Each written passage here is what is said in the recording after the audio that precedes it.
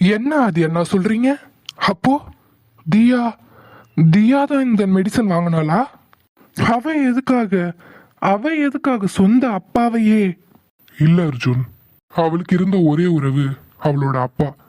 அவரை கொல்லணும்னு அவளுக்கு எந்த அவசியம் உண்டு? அப்புறம் எதுக்கு நான் டேப்லெட் வாங்கியிருக்கா?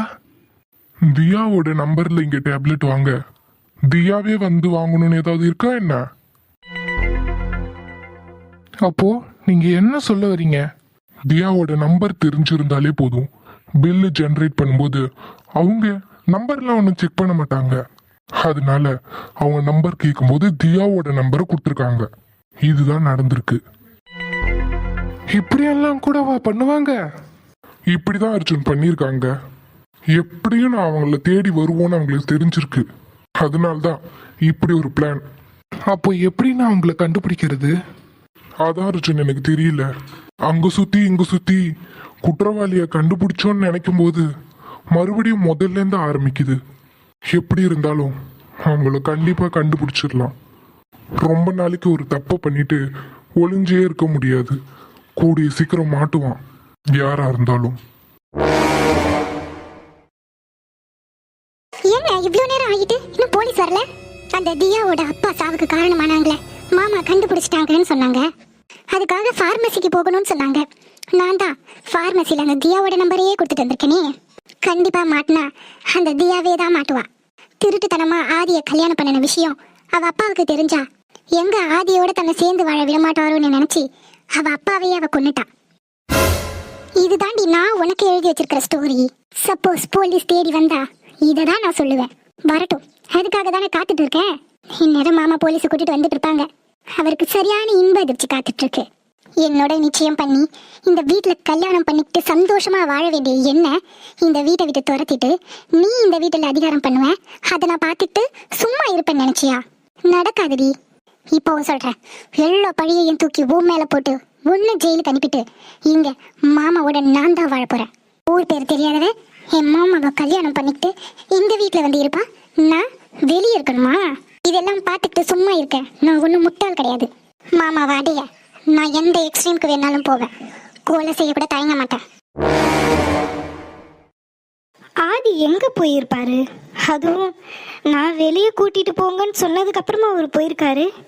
இது வரைக்கும் நான் ஒரு தடவை கூட அவர்கிட்ட வெளியே கூட்டிட்டு போங்கன்னு சொன்னதே இல்லை. தடவையா வெளியே கூட்டிட்டு போங்கன்னு சொன்னேன். ஆனா அவர் ஏன் கூட்டிட்டு போகல? எப்பவுமே அவர் தான் வெளியே போகலான்னு கூப்பிடுவாரு. நான் தான் வேண்டான்னு சொல்லுவேன். இன்னைக்கு நான் கூப்பிட்டேன், அவர் வேண்டான்னு சொல்லிட்டாரு. என்னாச்சுன்னே தெரியல அவருக்கு. காலையில் போனார், இவ்வளோ நேரம் ஆகி இன்னும் வரல வீட்டுக்கு. ஒருவேளை என் மேலே கோவமாக இருப்பாரோ? நான் அவர் விருப்பத்துக்கு மறுப்பு சொன்னதுனால என்கிட்ட எதுவும் பேச மாட்டாரா? ஆதி, எனக்கு உங்களை விட்டா யார் இருக்கா? இவ்வளோ நாள் இருந்தது போதும். இனி ஒரு நிமிஷம் கூட உங்களை பிரிஞ்சு இருக்க மாட்டேன்.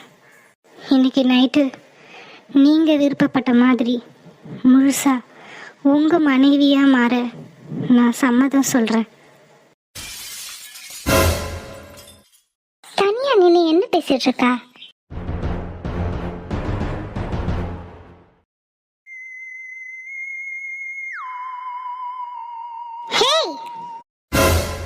அத்தை சொல்லுங்க.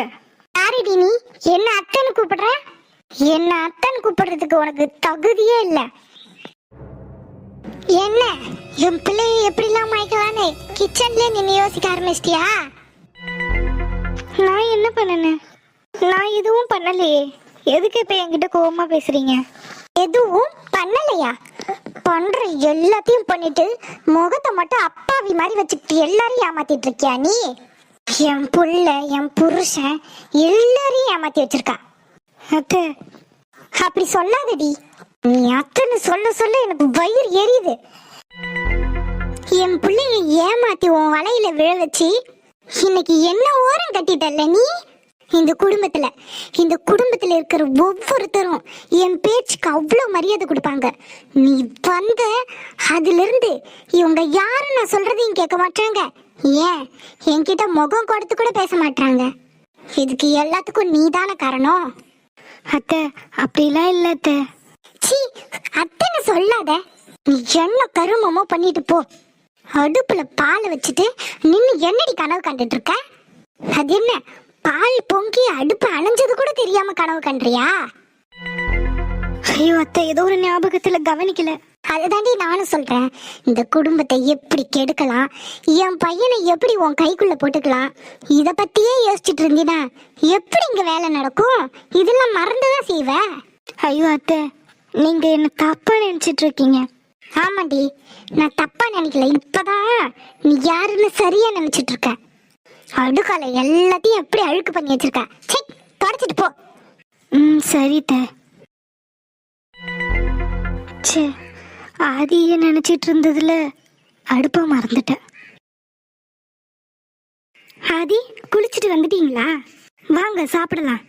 இல்ல தியா, நீ போய் சாப்பிடு. நான் வெளியே சாப்பிட்டு வந்துட்டேன்.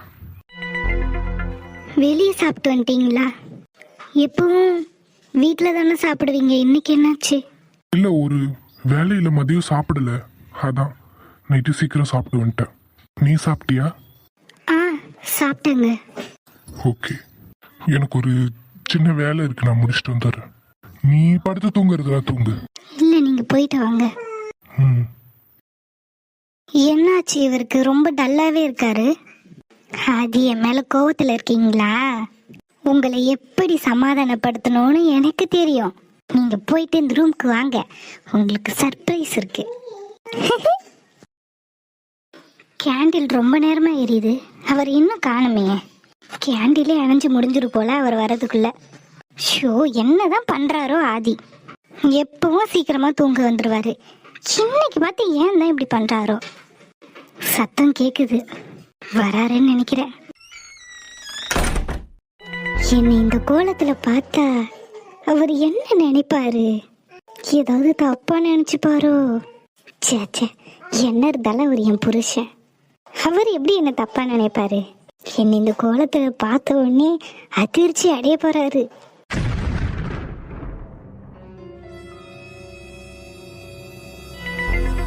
என்ன பண்ணிட்டு இருக்கா?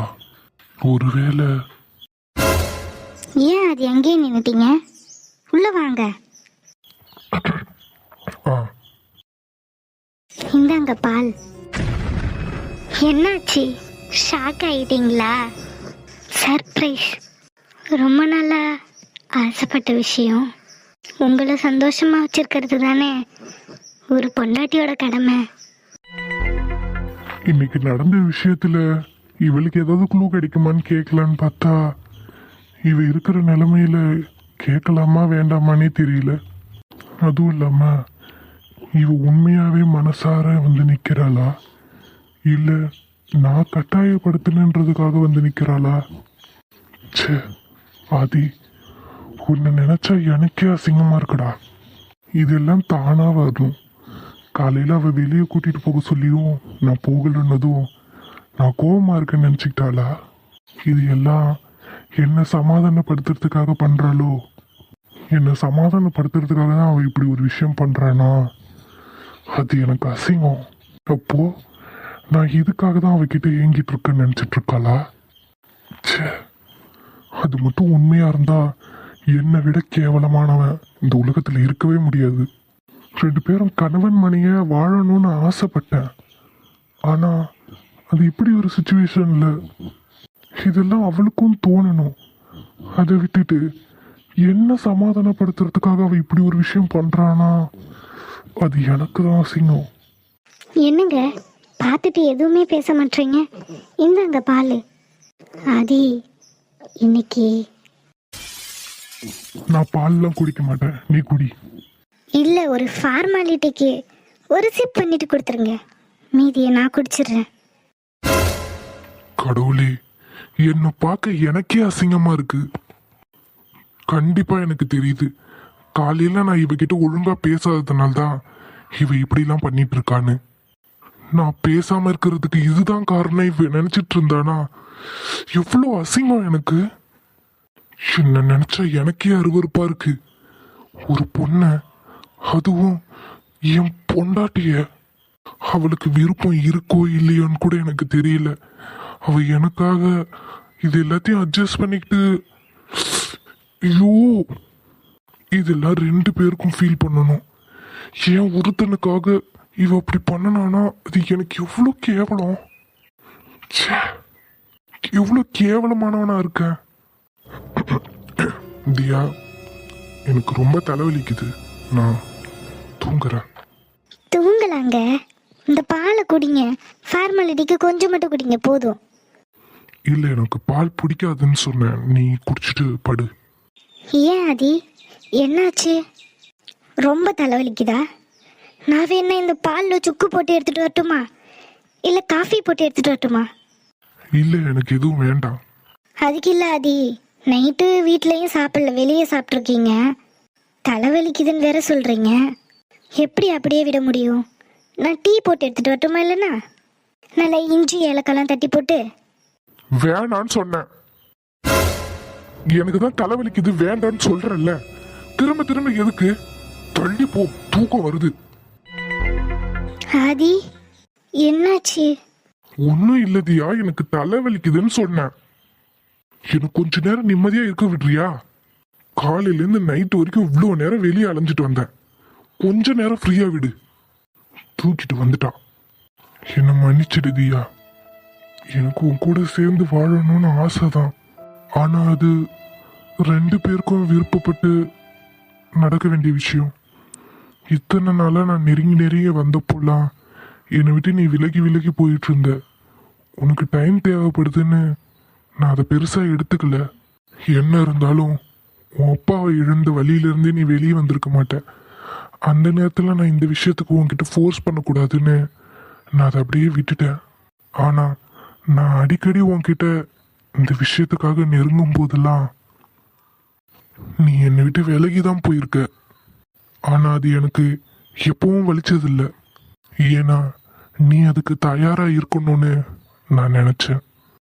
என்னதான் காதலிச்சவங்களாவே இருந்தாலும் இந்த விஷயம் வரும்போது புரிதல் இல்லாம இருந்ததுன்னா அது நல்லா இருக்காது. அதனாலதான் நான் உன்னை ஃபோர்ஸ் பண்ணவும் கிடையாது. காலையில நான் உன் அப்பா விஷயமா வெளியே போனேன். அதனால்தான் உன்னை கூட்டிட்டு போக முடியல. ஆனா நீ இந்த வீட்டுக்கு வரும்போது இப்படி நிப்பன்னு நான் நினைச்சு பார்க்கல. நான் இதுக்காக கோவப்பட்டு தான் போயிருக்கேன்னு நினச்சிக்கிட்டு என்னைய சமாதானப்படுத்துறதுக்காக இப்படி வந்து நின்னா அதை எப்படிதியா என்னால் ஏற்றுக்க முடியும்? நீ இப்படி வந்து நிற்கிறது எனக்கு வலிக்குதுடி.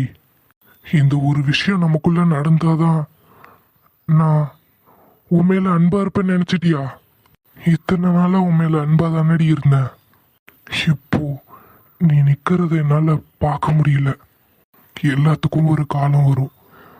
உனக்கா தோணணும். எனக்காக நீ இப்படி வந்து நின்னா சத்தியமா சத்தியமா என்னால் அதை ஏத்துக்கவே முடியல. என் மனசு ரொம்ப உறுத்துது. உனக்கா தோணாத ஒரு விஷயம் எனக்காக நீ வலுக்கட்டாயமா பண்றன்னு தெரிஞ்சதுக்கு அப்புறமும் அதை எப்படி என்னால் ஏத்துக்க முடியும்? என்னை மன்னிச்சிடுமா. நான் இவ்வளோ கேவலமானவெல்லாம் கிடையாது. நீ மேலே படுத்துக்கோ, நான் ஹாலில் சோஃபாவில் படுத்துக்கிறேன். என்னாச்சு இவருக்கு? இவருக்கு என் மேலே கோபம் போகலையா?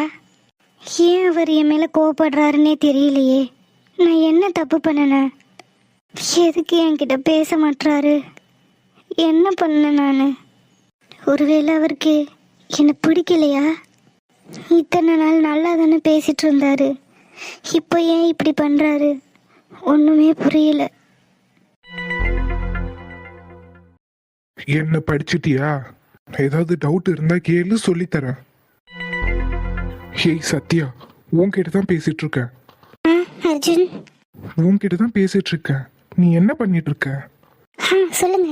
படிச்சிட்டியான்னு கேட்டேன். என்ன நீ படிக்காம என்ன யோசனையில இருக்க? இங்க பார் சத்யா, ஃபைனல் செமஸ்டர் ஹரியர்லாம் வச்சுன்னு வச்சுக்கோயேன், மறுபடியும் கிளியர் பண்றது கஷ்டமா போயிடும். ஒழுங்கா விளையாட்டுத்தனமா இருக்காம ஒழுங்கா படி. கனவு காண்றதெல்லாம் எக்ஸாம் முடிச்சுட்டு கனவு காணு. அதெல்லாம் படிச்சுட்டு அர்ஜுன். அப்புறம் எதுக்கு சோகமா இருக்க? என்னாச்சு உனக்கு? ஏன் எதையோ யோசிச்சுக்கிட்டே இருக்க?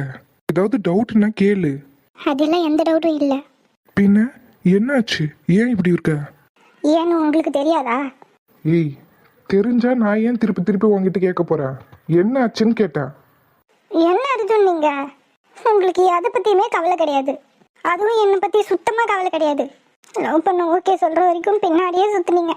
இப்போ நான் ஓகே சொன்னதுக்கப்புறம் எனக்கு கண்டுக்க கூட மாட்டீங்க. இப்போ நான் என்ன ஒன்று கண்டுக்கல, என்ன ஆச்சு? நாளைக்கு ஃபைனல் செமஸ்டர். அதுக்கப்புறம் நான் உங்களை எப்படி பார்ப்பேன்? ஏன் ஃபைனல் செமஸ்டர் முடிச்சோடனே வேற கிரகத்துக்கு போறியா என்ன? அந்த ஊர்ல தானே இருக்க போற. இருந்தாலும் இங்கே பார்க்குற மாதிரி உங்களை அங்கே பார்க்க முடியாது. இதான் உன் பிரச்சனையா? நான் உன்கிட்ட என்ன சொன்னேன்? மனசை போட்டு குழப்பிக்காம ஒழுங்கா படிச்சு எக்ஸாம் எழுதுற வேலையை பாரு. மற்ற விஷயத்தெல்லாம் நான் பார்த்துக்கிறேன். ஃப்ரீயா விடு, எந்த பிரச்சனையும் வராது.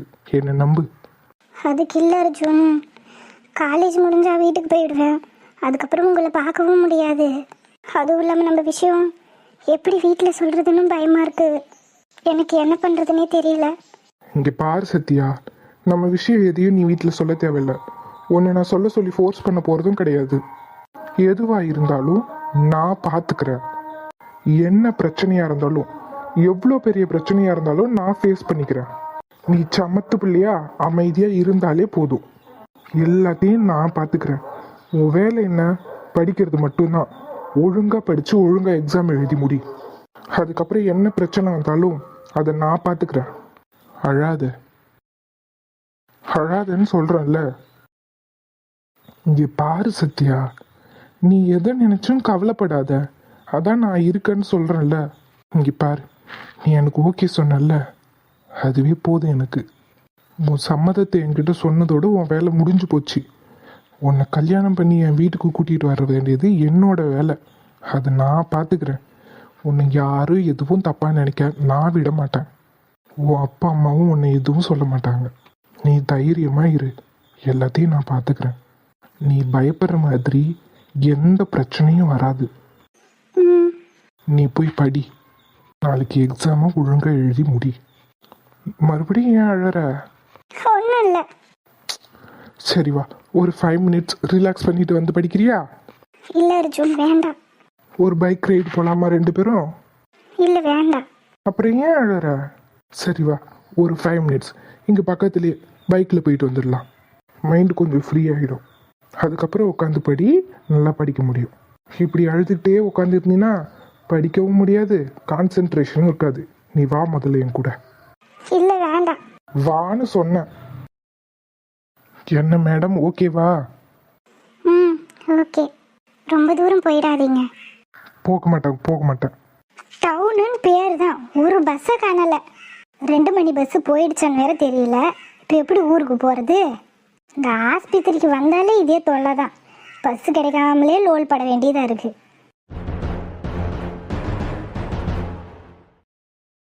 போதும், வளைச்சிக்கலாம். சரி. யாரு இவ? நம்ம சத்தியா மாதிரியே தெரியுது. அவளே தான். யாரு இந்த பையனே தெரியலையே. வண்டியில சுத்துறா. காலேஜ் போயிருக்கான்னு நினைச்சிட்டு இருந்தா இந்த பிள்ளை என்ன இப்படி பண்ணிட்டு இருக்கு. லட்சுமி அக்காவுக்கு இந்த விஷயம்லாம் தெரிஞ்சதுன்னா எவ்வளோ வருத்தப்படுவாங்க. போறத சிரிச்சு இல்லை பேசிக்கிட்டு போறா. அங்க அவளை அம்மா கஷ்டப்பட்டு படிக்க வச்சுட்டு இருக்காங்க. இவ என்னன்னா இந்த வேலை பார்த்துட்டு இருக்கா. பாவம் லட்சுமி அக்கா. இதுக்கப்புறம் போய் ஒழுங்கா படிக்கணும், சரியா? சரி.